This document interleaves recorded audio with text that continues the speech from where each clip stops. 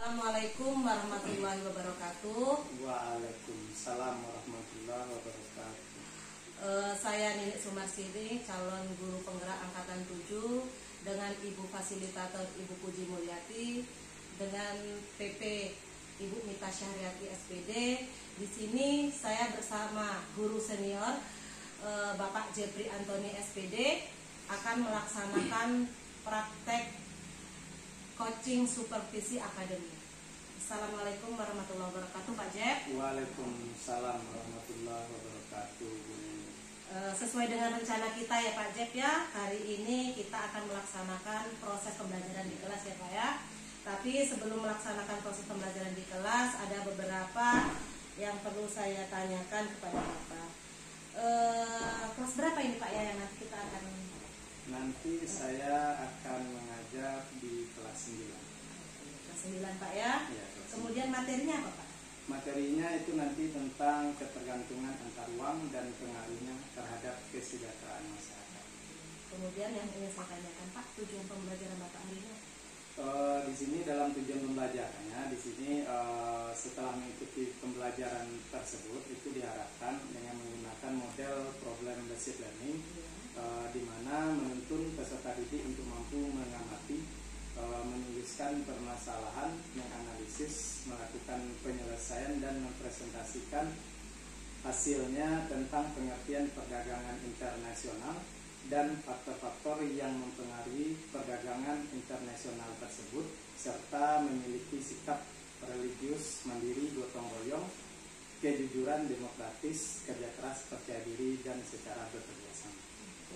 Kemudian area pengembangan yang akan dicapai nantinya? Area pengembangan yang ingin saya capai di sini, yang pertama itu dari segi kompetensi pedagogik, di mana itu dalam bagaimana mengaktifkan siswa dalam proses pembelajaran tersebut. Selanjutnya menggunakan metode pembelajaran yang dapat menghidupkan suasana kelas itu dengan cara kegiatan diskusi kelompok. Selanjutnya itu dalam pengelolaan kelas. Jadi pengelolaan kelas bagaimana supaya kelas itu bisa terkelola dengan baik. Oke, jadi dari area perkembangan tadi Pak, kemudian strategi yang sudah Bapak siapkan? Strategi yang sudah saya siapkan itu yang pertama mungkin membuat rencana ya, membuat rencana itu dari sebuah RTP, di mana RTP tersebut saya mempersiapkan beberapa langkah-langkah nantinya dalam kegiatan pembelajaran tersebut. Salah satunya karena di sini area pengembangan saya salah satunya adalah dengan kegiatan diskusi kelompok. Jadi nanti dalam pembagian kelompok akan saya lakukan secara heterogen. Nah, selanjutnya dari penggunaan media, saya akan menggunakan media video supaya dapat menarik minat siswa dan melakukan metode diskusi serta presentasi masing-masing kelompok tersebut. Oke, terima kasih ya Pak Jeb ya. Sekarang kita laksanakan proses pembelajaran di kelas Pak Jeb ya. Oke. Dah. Assalamualaikum warahmatullahi wabarakatuh. Waalaikumsalam warahmatullahi wabarakatuh. Selamat pagi semuanya. Pagi. Apa kabar kalian hari ini? Alhamdulillah sehat. Sebelum kita mulai pelajaran pada hari ini, silakan ketua kelas dipimpin doa. Siap, berat. Berdoa dimulai.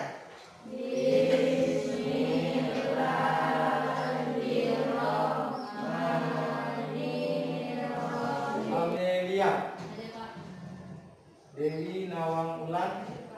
Berulang kali Bapak ingatkan kepada kalian, silakan pasang maskernya terlebih dahulu. Ya, jadi dalam era new normal ini itu kita harus selalu ingat pesan ibu, itu ada 3M, memakai masker, mencuci tangan, dan menjaga jarak. Merupakan lanjutan dari pertemuan kita yang kemarin. Pertemuan yang kemarin, siapa yang masih ingat apa yang kita bahas pada pertemuan kemarin? Silakan, Laurenza.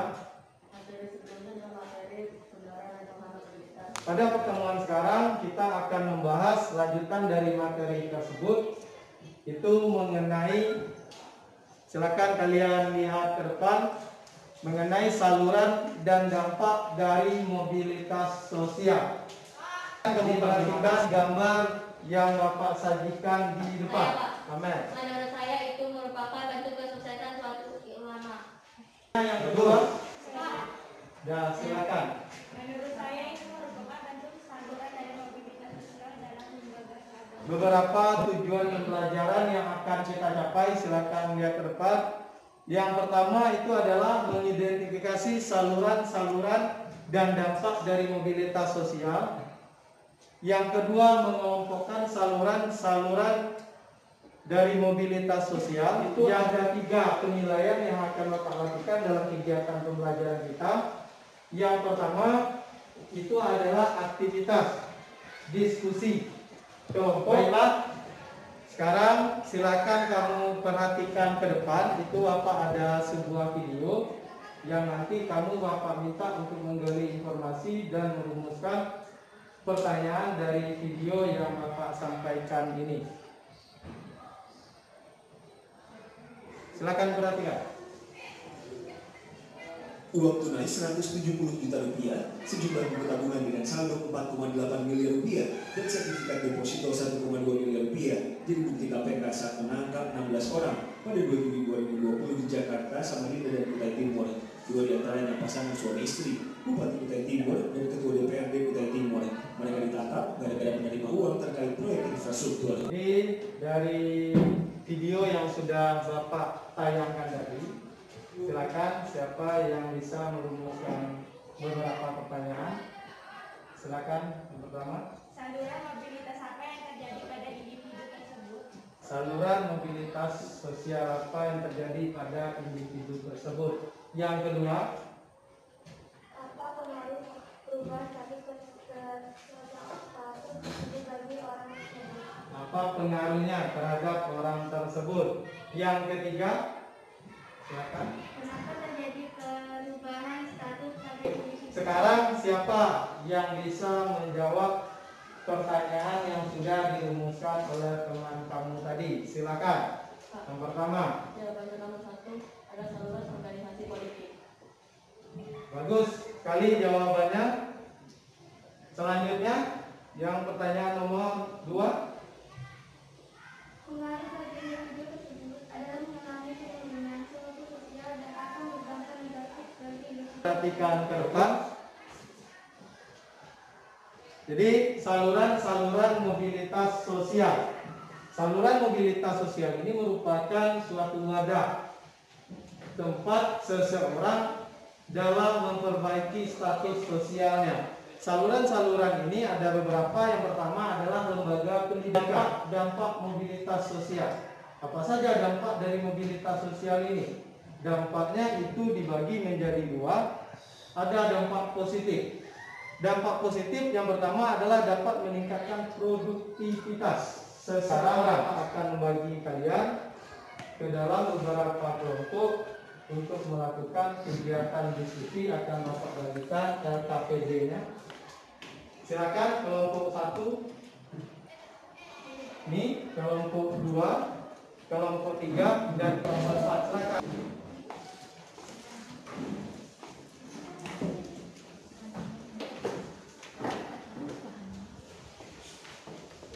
Untuk mengerjakan LKPD ini kamu Bapak kasih waktu 20 menit.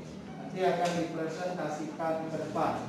Dan silakan dimulai kegiatannya. Dan diskusi. Ini pena.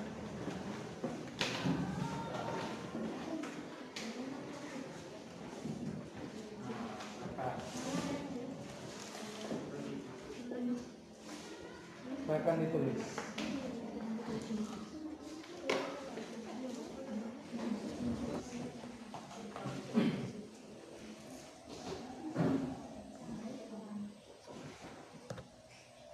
Menurut dari kelompok kami, faktor penyebab dari kasus tersebut internal: 1.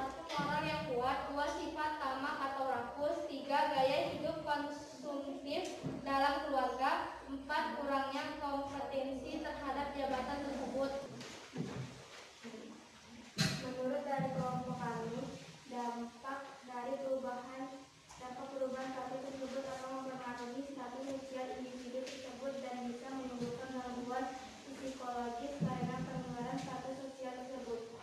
Terus, nah, kita dulu untuk kelompok 2. Menurut dari kelompok kami, solusi dari permasalahan tersebut adalah: 1. Seorang pemimpin harus memiliki kompetensi yang bagus. 2. Konsisten dalam bertugas. 3. Mempengaruhi sistem. Di materi yang sudah kita bahas pada hari ini, apa yang dapat kamu pahami?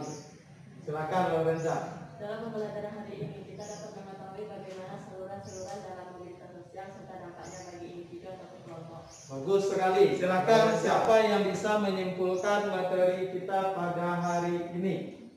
Silakan Putri. Ada beberapa saluran mobilitas sosial. Yang pertama, angkatan bersenjata. Kedua, lembaga Simpulkan. Dampak mobilitas sosial terbagi menjadi 2, yaitu positif, meningkatkan produktivitas, mempercepat tingkat perubahan sosial masyarakat, meningkatkan integrasi. Bagus, kesimpulan yang sangat bagus tadi dari teman-teman kamu. Jadi dapat kita ambil di sini bahwa saluran-saluran mobilitas sosial itu ada beberapa tadi, mulai dari lembaga pendidikan sampai ke saluran pernikahan. Ada evaluasi. Ini kamu kerjakan per individu. Silakan dijawab. Bikin nama. Bapak kasih waktu 5 menit untuk mengerjakannya. Jadi Bapak ingatkan untuk pertemuan selanjutnya itu mengenai pluralitas sosial, lanjutan dari materi kita pada hari ini. Silakan kamu pelajari di rumah, dan Bapak ingatkan kembali itu untuk selalu mengingat pesan Ibu. Pakai masker, mencuci tangan. Sebelum kita akhiri, Bapak minta Lorenza bikin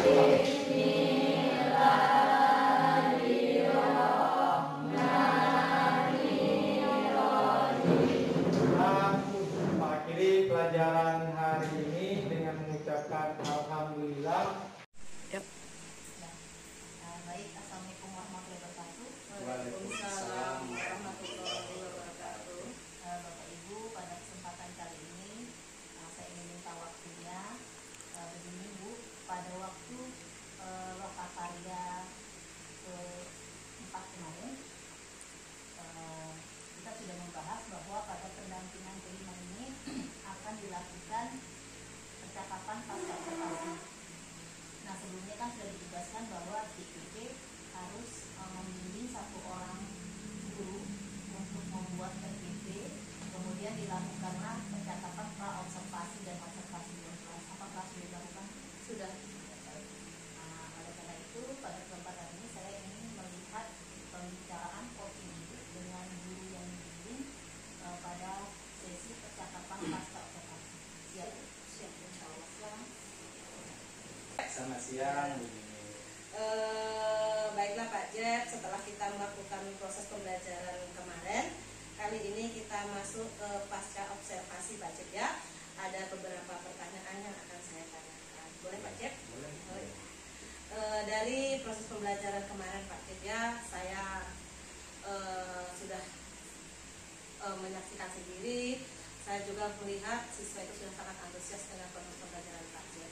Tapi di sini ada beberapa pertanyaan, yaitu apa masih ada Pak hambatan atau kendala pada saat proses pembelajaran? Baik, terima kasih ya Bu Nini ya. Jadi memang dalam proses pembelajaran yang sudah saya lakukan kemarin itu sudah diskusi langsung sama Bu Nini ya. Itu ada beberapa hambatan atau kendala, ini mungkin menjadi sebuah PR juga, di mana hambatan yang agak terasa atau terlihat itu adalah dalam mengkondisikan anak, di mana di sini anak itu masih ada kelihatan itu kurang menerima pembagian kelompok. Jadi pembagian kelompok yang saya lakukan kemarin itu secara heterogen. Jadi masih terlihat itu di mana anak merasa, wah kelompok saya ini masih banyak yang kurang aktifnya, kelompok lain kok banyak yang aktif. Jadi seperti itu. Nah, jadi mungkin kendala-kendala seperti ini yang muncul kemarin di saat proses pembelajaran yang saya lakukan. Jadi mungkin nanti akan dicarikan strateginya lagi bagaimana supaya anak ini itu bisa terkondisikan dengan baik di dalam kelas. Tapi apa Bapak sudah puas dengan proses pembelajaran kemarin?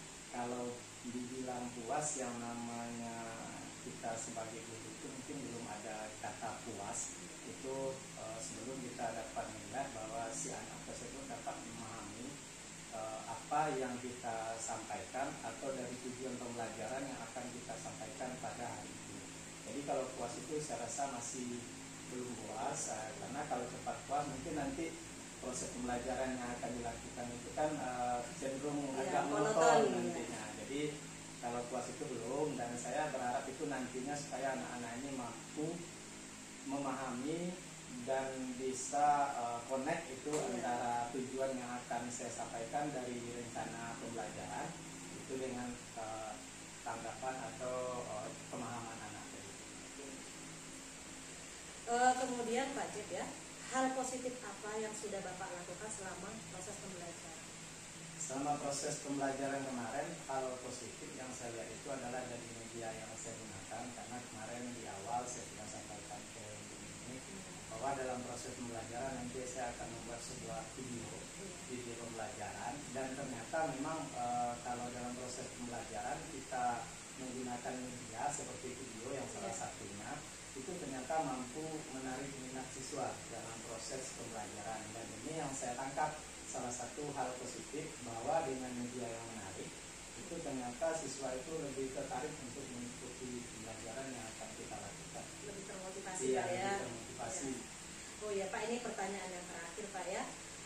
Untuk pertemuan selanjutnya kira-kira apa akan ada yang akan Bapak ubah dari proses pembelajaran?